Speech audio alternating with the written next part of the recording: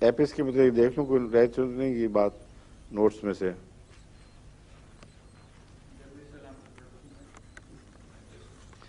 ہاں ایک عجیب بات اس میں یہ لکھی ہوئی ہے، میرے علم میں تو نہیں کبھی آئی، لیکن اس کی خاص علامتوں میں یہ بات پائی جاتی ہے کہ اگر اچانک بد خبر ملے اور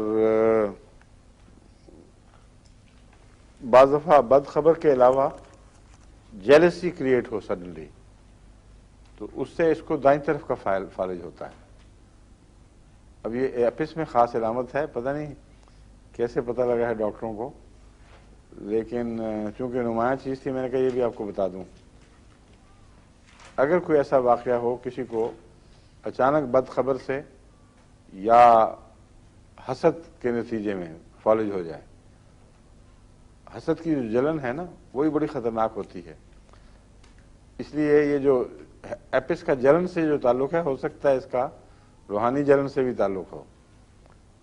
اور اس کی علامت یہ ہے کہ فالج اکثر لیفٹ کی بجائے رائٹ پہ ہوتا ہے. اب یہ بتائیں ڈاکٹر صاحب کہ وہ جو سینٹر ہے برین کا، وہ لیفٹ میں جو سینٹر ہے وہ کیا ہے؟ وہاں کچھ حرکت ہوتی ہے حسد سے یا بد خبر سے جس سے فالج ڈیولپ ہوتا ہوگا. اس کا رائٹ ہیمسفیئر سے تعلق نہیں ہے، لیفٹ سے ہے، اور لیفٹ ہونے کی وجہ سے اس کا فالج رائٹ پہ ہوگا. تو وہ کیا ہے وہ سینٹر؟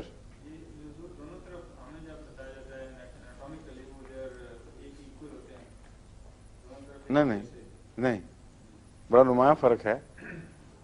اسپیچ کا سینٹر مثلا ہاں نہیں اور بھی ہیں. لاجک کمپیوٹ کرنے کا جو سینٹر ہے وہ اور ہے، اسپیچ کا اور ہے.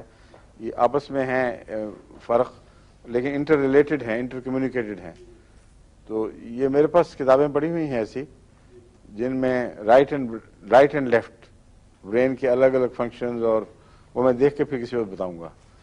تو میرے خیال میں یہ معلوم کرنا چاہیے کہ ایپس کا دائیں طرف کیوں حملہ ہوتا ہے. اس سینٹر کا ایپس سے کوئی تعلق ہے، اس کا مطلب ہے دونوں رائٹ سائڈ.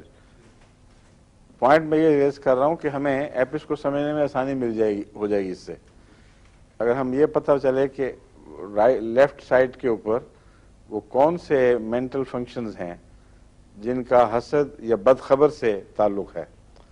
تو ایپس کا اس سے تعلق ثابت ہو جائے گا اور اس کے فنکشنز کی سمجھ آ جائے گی کیوں ایسا ہوتا ہے. کیا اٹھ کے بتائیں ذرا اونچی آواز میں. اسپیچ کا لیفٹ سے تعلق ہے نہیں، لیکن اور بھی دیکھنا پڑے گا. رائٹ لوب کا کس چیز سے تعلق ہے؟